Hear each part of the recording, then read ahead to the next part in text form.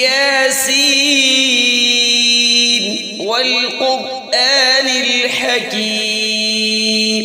إنك لمن المرسلين على صراط مستقيم تنزيل العزيز الرحيم لتنذر قوما ما أنذر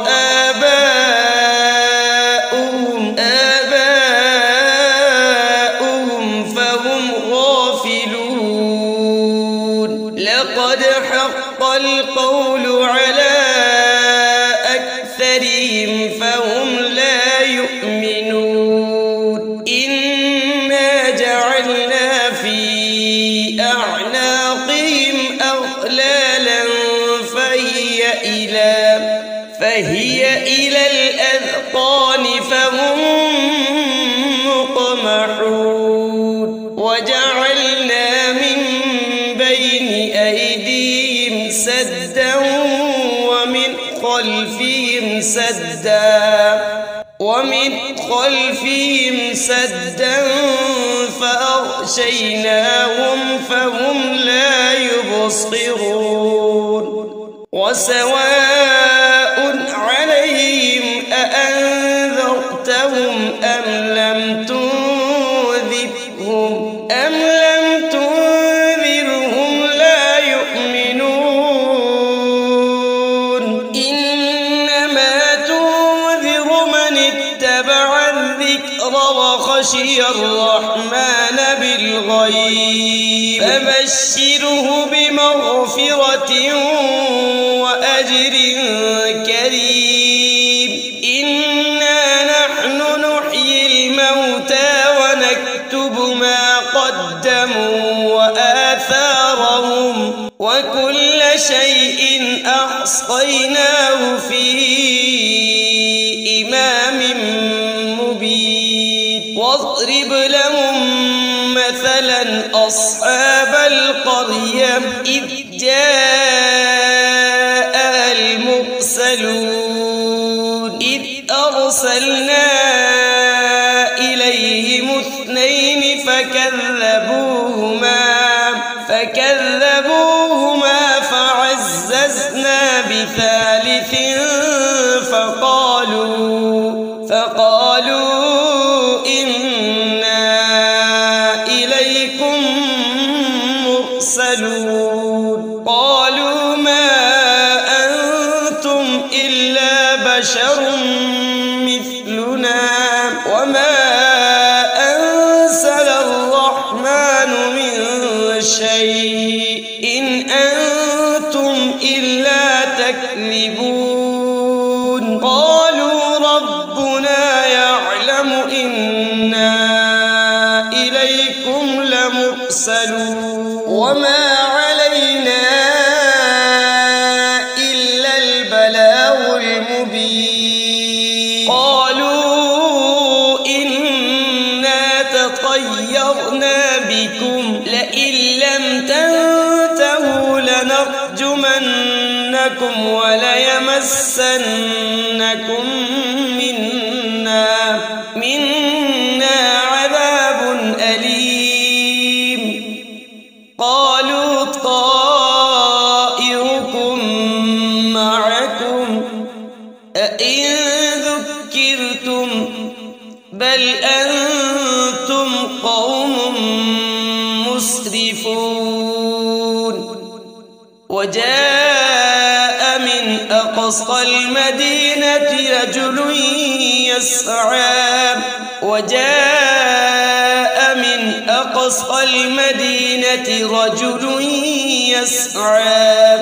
يسعى قال يا قوم اتبعوا المرسلين اتبعوا من لا يسألكم أجرا وهم مهتدون وما لي لا أعبد الذي فطرني وإليه ترجعون أأتخذ من دونه آلهة إن يردني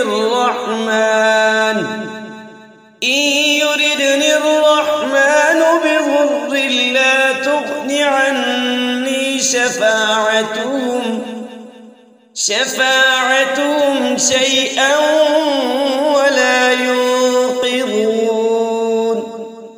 إني إذا لفي ضلال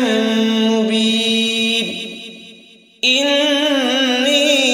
آمنت بربكم فاسمعون قيل ادخل الجنة قال يا ليت قومي يعلمون بما غفر لي ربي وجعلني من المكرمين وما أنزلنا على قومه من بعده من جود من السماء وما كنا منزلين إن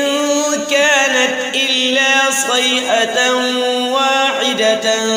فإذا هم خامدون يا حسرة على العباد ما يأتيهم من رسول إلا كانوا به يستهزئون ألم يروا كم أهلكنا قبلهم من القرون أنهم إليهم لا يرجعون وإن كل لما جميع لدينا محضرون وآية لهم الأرض الميتة أحييناها وأخرجنا منها حبا فمنه يأكلون وجعلنا فيها جنات من نخيل وأعناب وفجرنا فيها من العيون ليأكلوا من ثمره وما عملته أيديهم أفلا يشكرون سبحان الذي خلق الأزواج كلها مما تنبت الأرض ومن أنفسهم ومما لا يعلمون وآية لهم الليل نسلخ منه النهار فإذا هم مظلمون والشمس تجري لمستقر لها ذلك تقدير العزيز العليم والقمر قدرناه منازل حتى عاد كالعرجون القديم لا الشمس ينبغي لها أن تدرك القمر ولا الليل سابق النهار وكل في فلك يسبحون وآية لهم أنا حملنا ذريتهم في الفلك المشحون وخلقنا لهم من مثله ما يركبون وإن نشأ نغرقهم فلا صريخ لهم ولا هم ينقذون إلا رحمة منا ومتاعا إلى حين وإذا قيل لهم اتقوا ما بين أيديكم وما خلفكم لعلكم ترحمون وما تأتيهم من آية من آيات ربهم إلا كانوا عنها معرضين وإذا قيل لهم أنفقوا مما رزقكم الله قذفكم الله قال الذين كفروا للذين آمنوا أنطعم من لو يشاء الله أطعمه إن أنتم إلا في ضلال مبين ويقولون متى هذا الوعد إن كنتم صادقين ما ينظرون إلا صيحة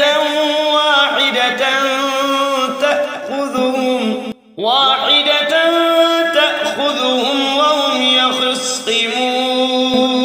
فلا يستطيعون توصية ولا إلى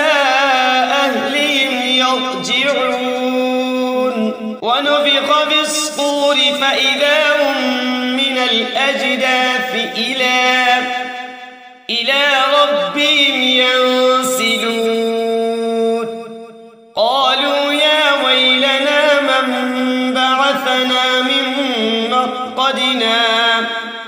هذا ما وعد الرحمن وصدق المرسلون إن كانت إلا صيحة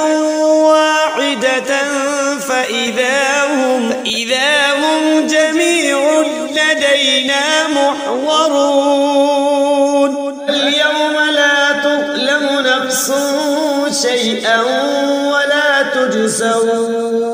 ولا تجزون إلا ما كنتم تعملون إن أصحاب الجنة اليوم في شغل فاكهون هم وأزواجهم في ظلال على الأرائك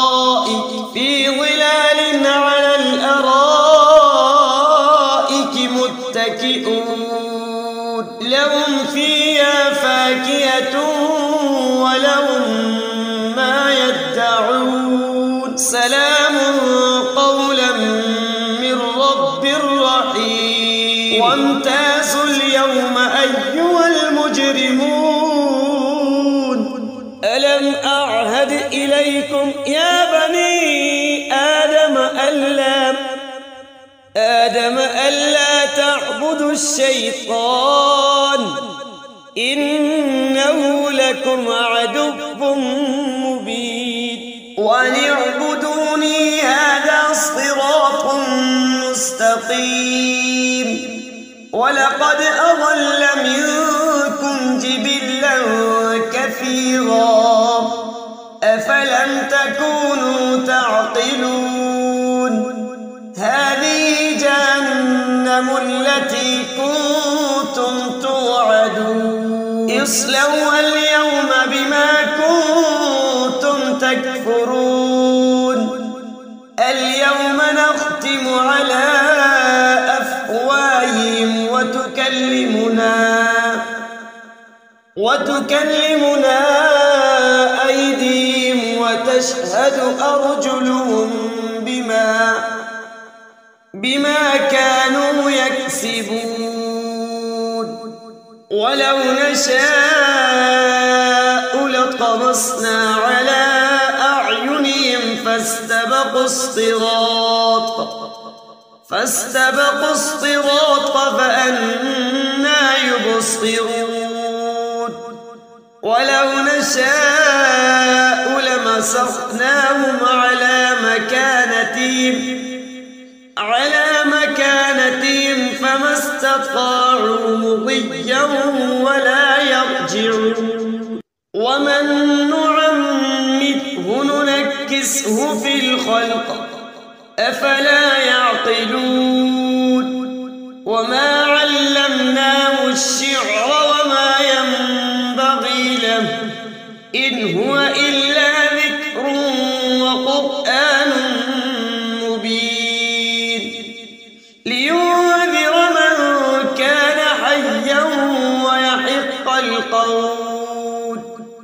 ويحق القول على الكافرين أولم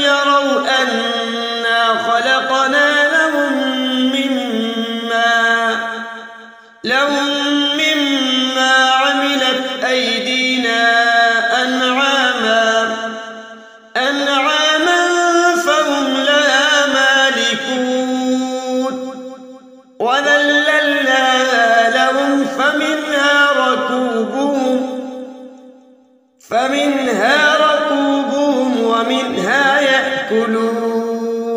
فمنها ركوبهم ومنها يأكلون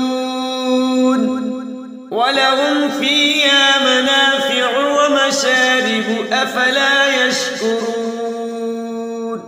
واتخذوا من دون الله آلهة لعلهم ينصرون لا يستطيعون نصرهم وهم لهم جند محضرون فلا يحزنك قولهم إنا نعلم ما يسرون وما يعلنون أولم ير الإنسان أنا خلقناه من نطفة فإذا هو خصيم مبين وضرب لنا مثلا ونسي خلقه قال من يحيي العظام وهي رميم قل يحييها الذي أنشأها أول مرة وهو بكل خلق عليم الذي جعل لكم من الشجر الأخضر نارا فإذا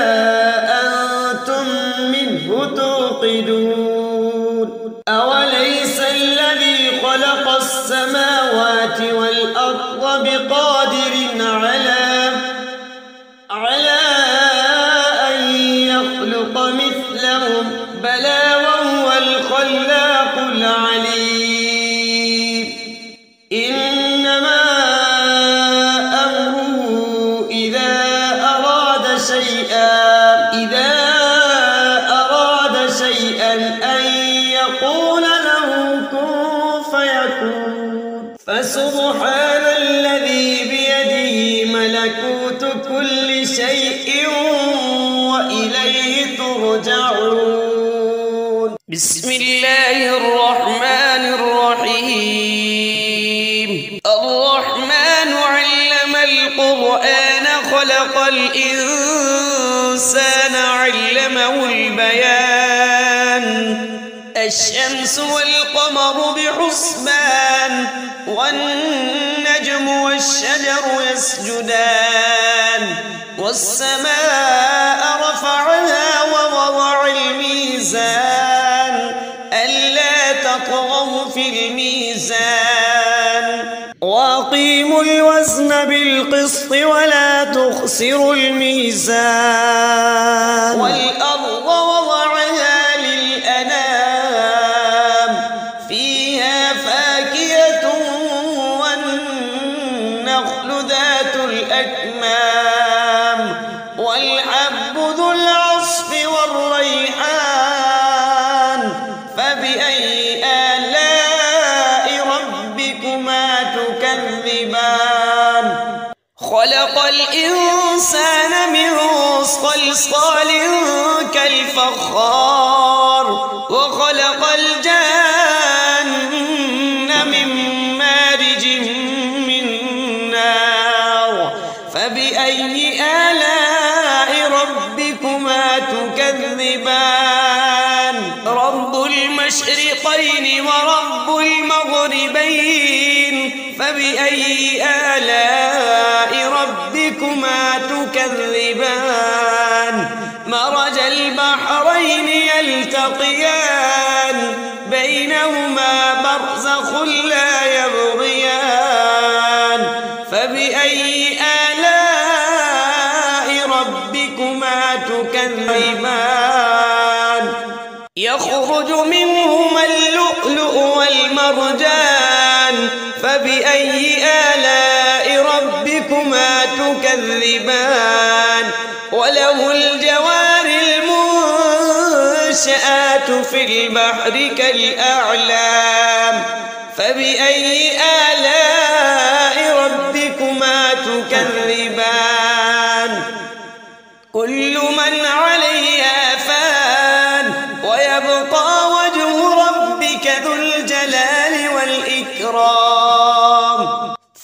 فبأي آلاء ربكما تكذبان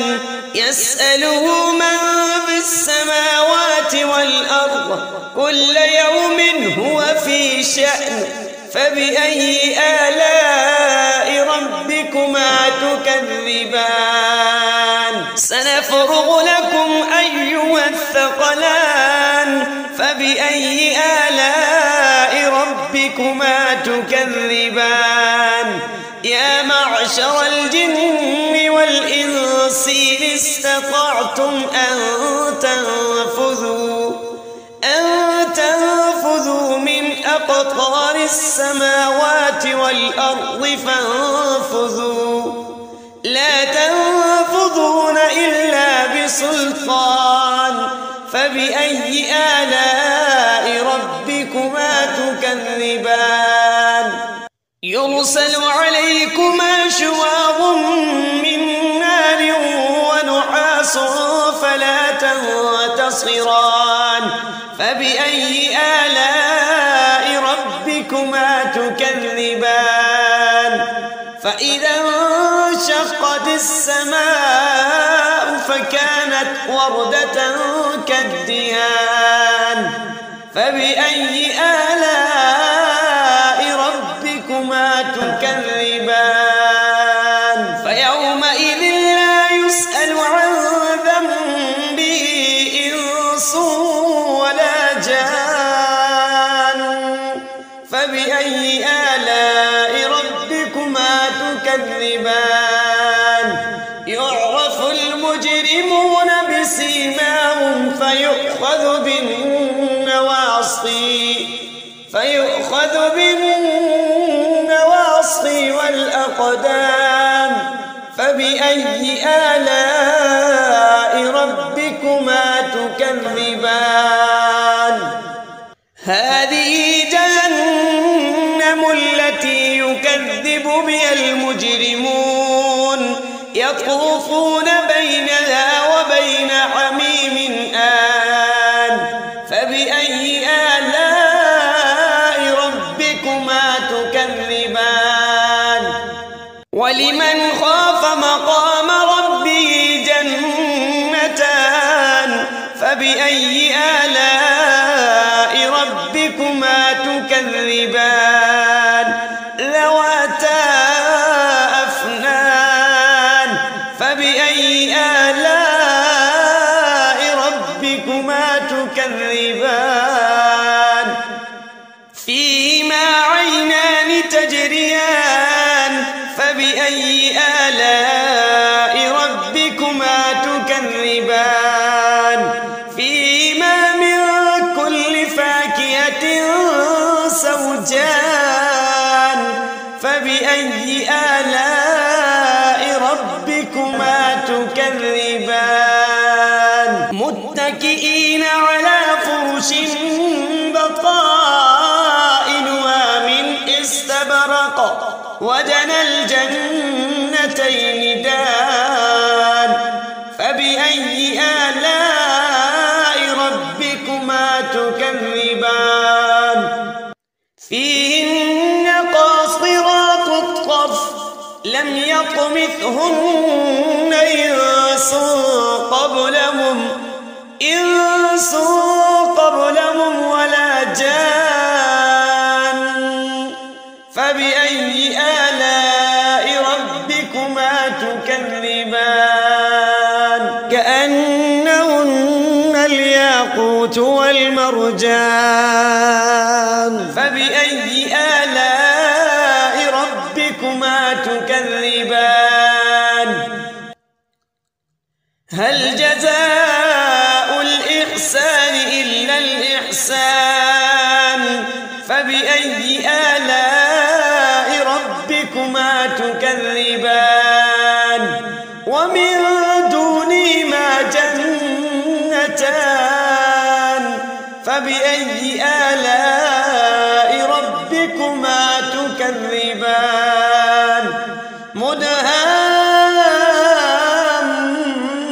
مدهامتان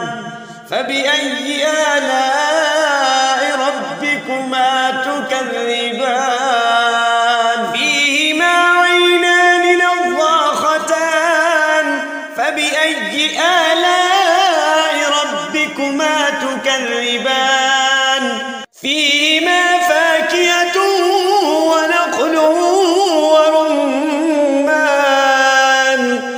فبأي آلاء ربكما تكذبان فيهن خيرات حسان فبأي آلاء ربكما تكذبان حور مقصورات في الخيام فبأي آلاء ربكما تكذبان لم يطمثهن إنس قبلهم ولا جان فبأي آلاء ربكما تكذبان متكئين على رفرف خضر وعبقري حسان فبأي آلاء ربكما تكذبان تبارك اسم ربك ذي الجلال والإكرام بسم الله الرحمن الرحيم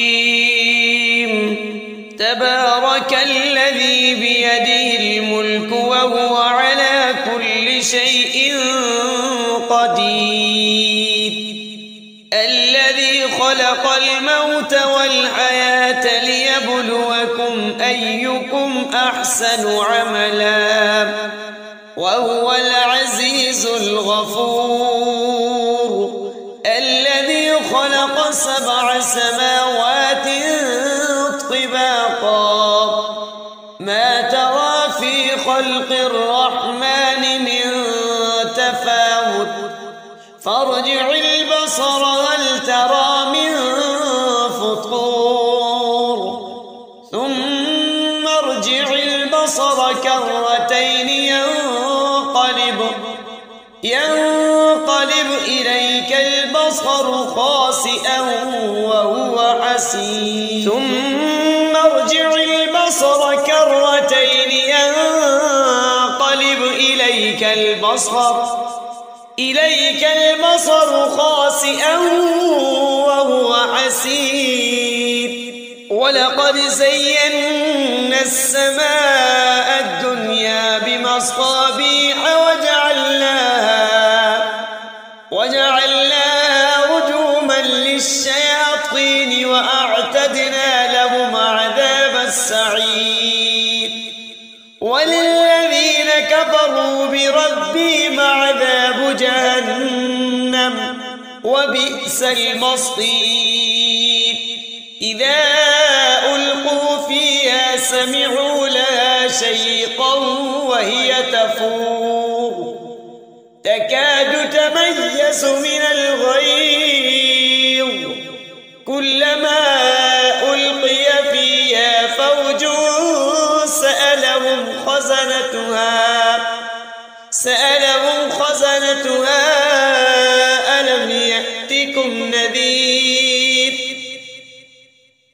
قالوا بلى قد جاءنا نذير فكذبنا وقلنا ما نزل الله من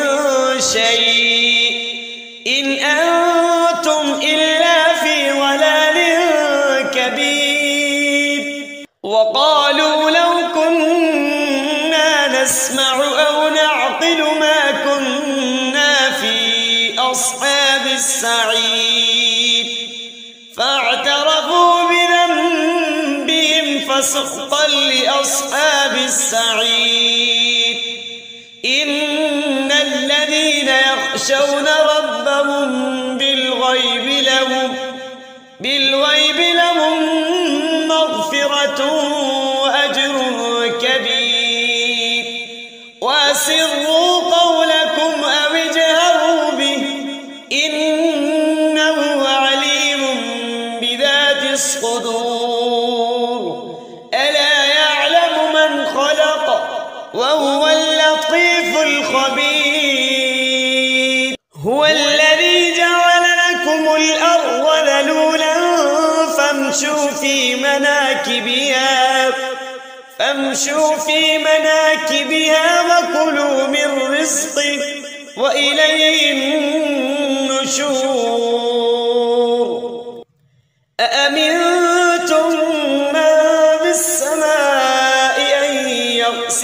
بكم الأرض فإذا هي تمور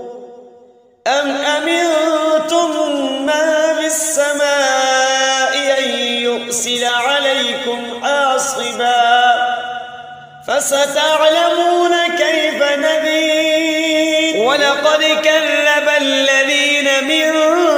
قبلهم فكيف كان نكير أولم يروا إلى الطير فوقهم صافات ويقبضن ما يمسكن إلا الرحمن إنه بكل شيء بصير أمن هذا الذي هو جند لكم ينصركم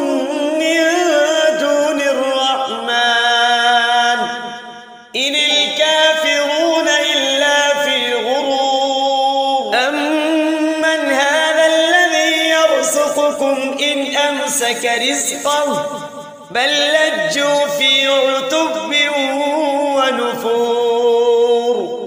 أفمن يمشي مكبا على وجهه أهدى أمن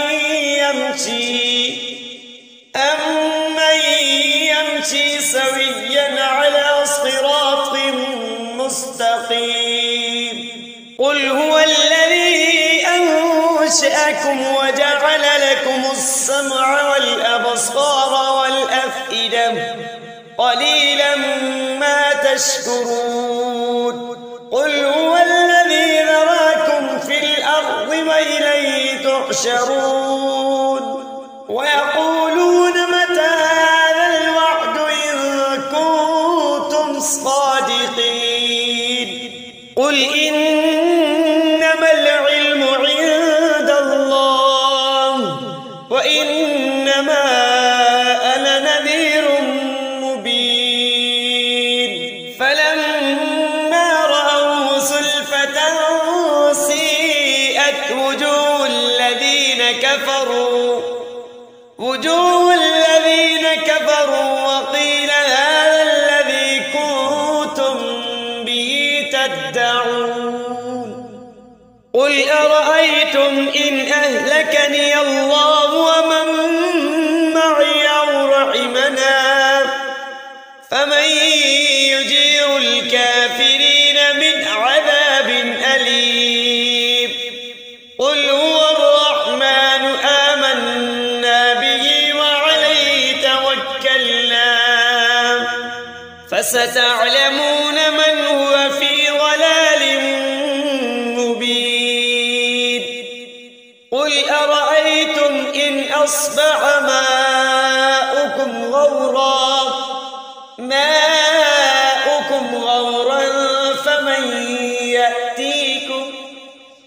فمن